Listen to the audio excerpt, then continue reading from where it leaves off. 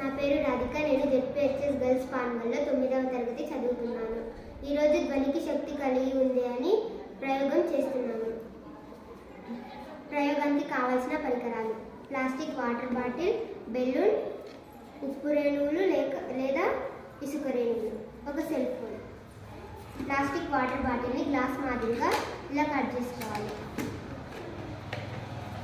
బెలూన్తో బాటిల్లో ఫోన్ పెట్టి బెలూన్ని రబ్బర్లాగా సాగదీసి రబ్బర్తో బిగించాలి. అప్పుడు అది డయాఫ్రామ్ వలె పనిచేస్తుంది. దీనిపైన ఉప్పు రేణువులు వేసి లోపల ఫోన్ ఆన్ చేయాలి. అప్పుడు ఫోన్ ధ్వని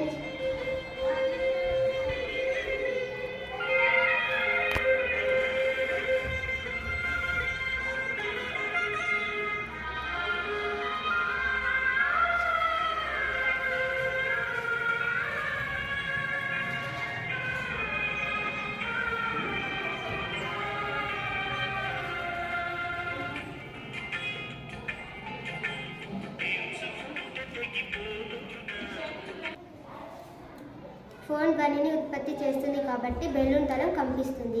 దానిపైన వేసిన ఉప్పు రేణువులు కూడా కంపిస్తున్నాయి. దీనిని బట్టి ధ్వని శక్తిని కలిగి ఉంది అని తెలుస్తుంది.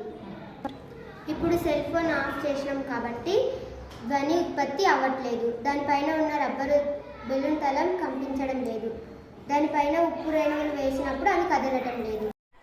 ఈ ప్రయోగం నుండి ధ్వని శక్తిని కలిగి ఉందని నిరూపించబడింది.